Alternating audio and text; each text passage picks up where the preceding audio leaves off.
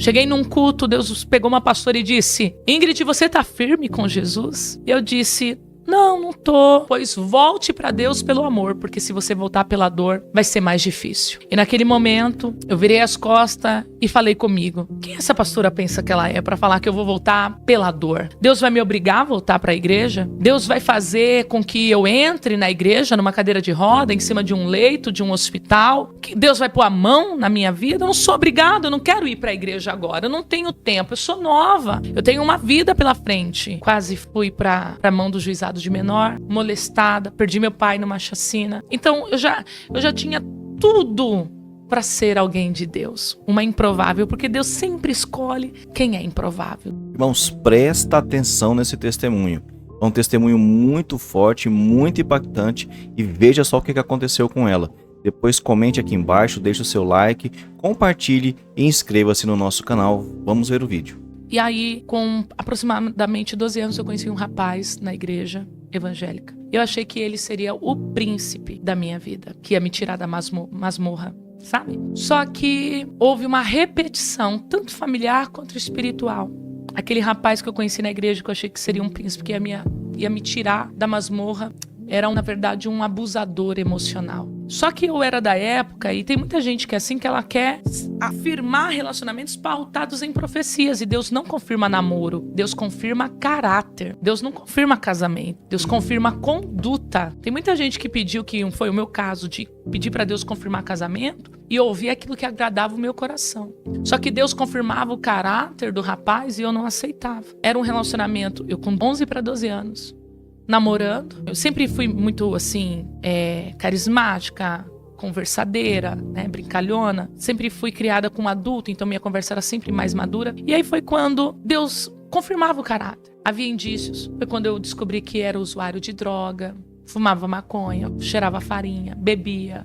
Não era uma pessoa convertida. Aí eu pedia confirmação para Deus. Deus confirmava. Aí vinha algumas pessoas: eis que esse relacionamento é do Senhor. Ah, é do Senhor. Era o que eu queria, estava apaixonada, primeiro amor. Daqui a pouco, não. Assim manda dizer o Senhor que esse relacionamento não é do Senhor. Ah, isso daqui não é de Deus. No final das contas, muito nova, foi quando eu caí em pecado, caí em fornicação. Quando eu caí em fornicação, eu engravidei. Com 13 anos de idade, uma criança. E minha gravidez foi de alto risco. O pastor, na época, era parente desse rapaz que nos pastoreava. Quando eu fui até ele contar sobre o resultado do exame, né, do beta-HCG, se não me falha a memória, né, eu fui falar pra ele que eu tava grávida. Como pastor, eu queria um amparo, porque eu tava me sentindo suja, desobediente, rebelde. É como se minha vida tivesse acabado. Como? 13 anos. Eu tava na 8ª série, ensino fundamental. Resumindo a história, aquele pastor contou pra toda a família o que tinha acontecido. E eu me senti envergonhada. E eu saí da igreja envergonhada.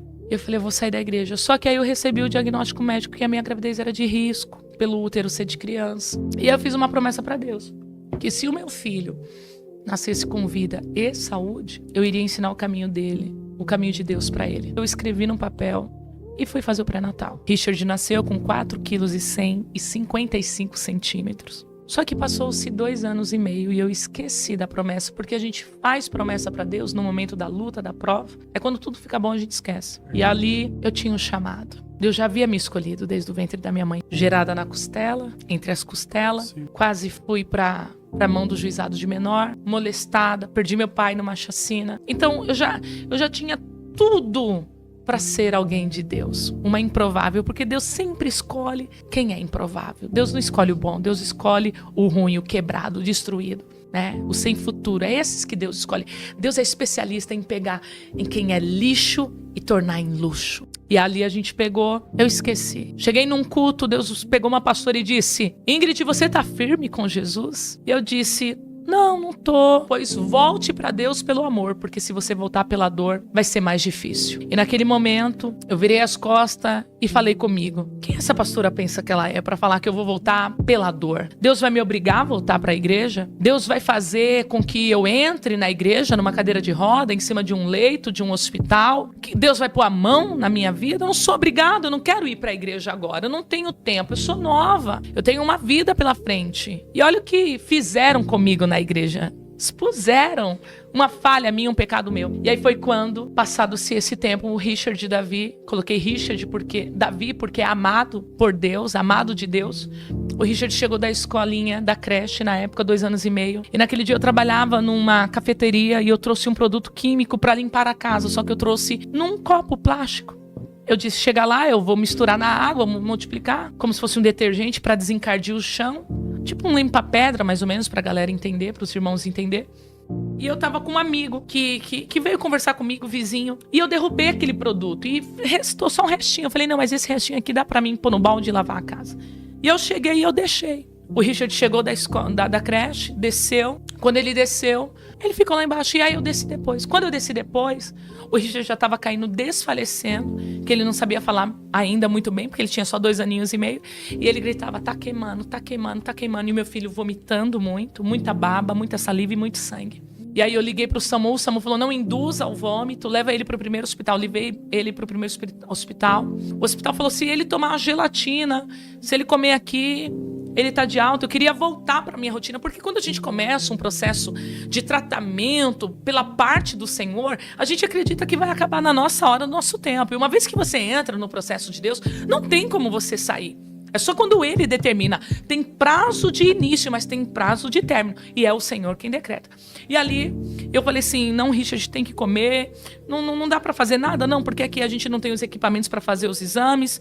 Vamos dar alta pra ele. Deu alta, nós voltamos pra casa. O Richard passou a noite toda agonizando de dor, gemendo de dor. Um bebê de 2 anos e meio de idade. E eu fui trabalhar no outro dia. Quando eu fui trabalhar no outro dia, eu senti aquele aperto no coração de mãe. E aí eu liguei pra minha mãe e disse... Mãe, como que o Ri tá? Ele já mamou? Ela falou assim, não, ele não mamou. E ele tá babando aqui, ele não tá comendo, ele não tá ativo, ele só tá deitado. Quando eu cheguei em casa, eu pedi pro meu patrão me liberar, cheguei em casa, peguei o Richard e fui levar ele na Santa Casa, um hospital referência aqui na capital de São Paulo, hospital escola, maravilhoso. Quando eu cheguei lá, eles levaram o meu filho pro setor da endoscopia e eu fiquei lá embaixo, como se nada tivesse acontecido.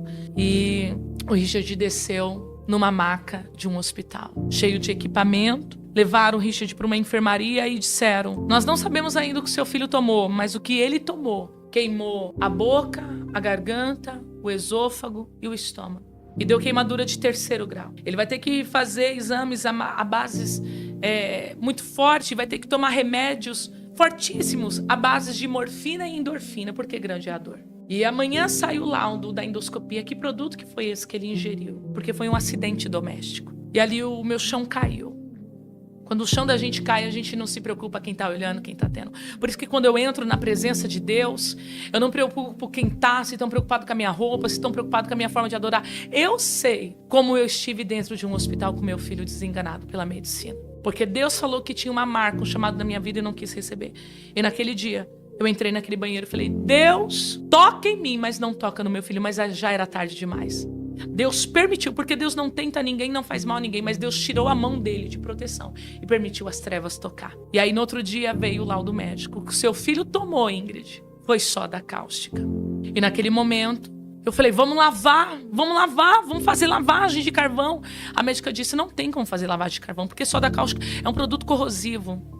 E digo mais, o seu filho nunca mais vai poder comer pela boca, o seu filho nunca mais vai poder beber pela boca, ele vai comer agora, por um bom período, pela sonda nasointeral, que é uma sonda que vai pelo nariz e desce direto no estômago. A boca do Richard toda deformada, a língua dele deformada, os olhos fundos, porque já fazia dias que não comia, não bebia mais. E a médica disse, eu falei, mas quanto que vai ter alta? Ela falou, não tem alta, o tratamento é por tempo indeterminado. Só um milagre ou só se houver alguma coisa. E ali naquele momento, ela falou assim, o seu filho vai ter que fazer endoscopia 1 vez por semana, junto com a dilatação de esôfago. E ali começou o meu processo. Eu comecei a ser moldada por Deus. Dentro daquele hospital, eu lembrei do culto, eu lembrei das ministrações, das pregações, e eu queria ir pro culto. E aí eu lembrei que o meu irmão, congregava numa igreja. E eu falei, eu vou lá. E aí eu falei, mas como que eu vou se eu não tenho ninguém aqui pra deixar o Richard? Aí tinha uma senhora lá, cuidando do netinho dela. Eu falei, senhora, você pode cuidar do meu filho que eu vou pra igreja? Porque eu preciso ouvir uma palavra. Ela ficou com o meu filho. Eu falei, é o tempo só de eu ir pra igreja e voltar. E aí eu fui pro culto. Quando eu cheguei no culto, o apóstolo tava pregando e ele disse, ei, você que entrou aqui. E o médico disse que não tem mais jeito. Ele tava pregando sobre Lázaro quando tava na sepultura. Assim manda te dizer o Senhor, essa situação não é pra morte, Mas é para o nome do Senhor ser glorificado. E eu comecei a chorar. Eu peguei aquela palavra para mim.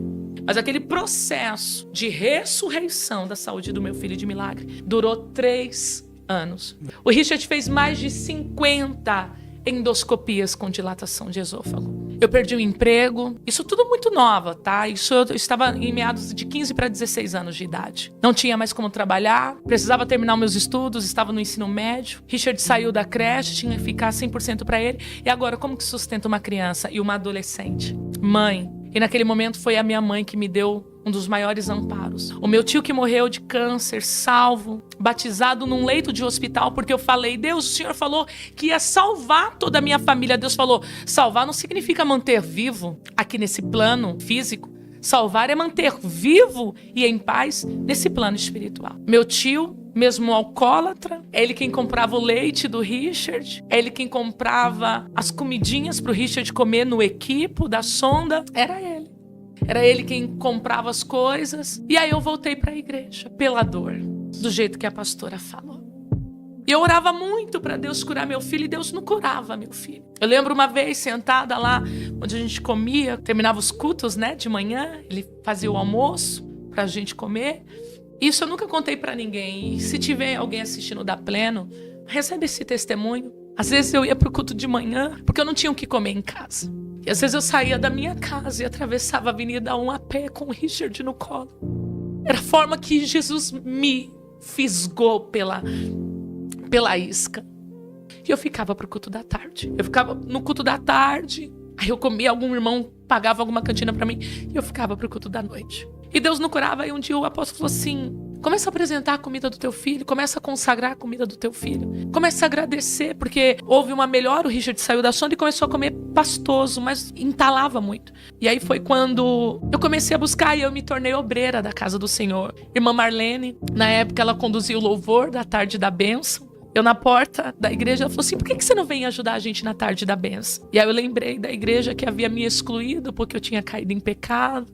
Do irmão que compartilhou uma queda minha. E eu comecei a fazer a obra. E então eu parei de pedir para Deus curar o meu filho. Eu tinha pouca condição financeira, bem dizer nada, eu não tinha nada. E às vezes eu ia pro culto lá na Pleno. E eu pegava o irmão e dizia, me empresta R$6, na época a passagem era R$3. Me empresta R$6 pra mim levar meu filho. Aí eu tinha que explicar toda a história. Era como se Deus sempre me levasse pro Val de Jaboque. Era como se Deus sempre me levasse pro Peniel pra ter um encontro comigo. Às vezes o irmão não me emprestava R$6, ele me emprestava 10. Sobrava R$4. Eu falava, o que eu vou fazer com esses R$4? Vou guardar para a próxima passagem? Vou comprar uma fruta e um legumes para o Richard comer?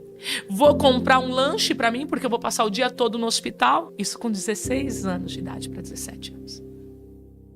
Às vezes o irmão, eu pedi emprestado sem ter condições de devolver. Quantos irmãos me ajudou? Uma vez entrei no ônibus, o Richard agitado, porque ele tomava muita anestesia. Já sofri racismo. E ele agitado, tadinho. Meu Deus, uma criança fazer uma endoscopia por semana, gente, é muito sofrido, é muito judiante. E eu dei um suquinho pra ele. Quando eu dei o suco, ele tacou e caiu numa senhora. A senhora virou e falou, sua negrinha. E eu tava indo pro hospital com o Richard.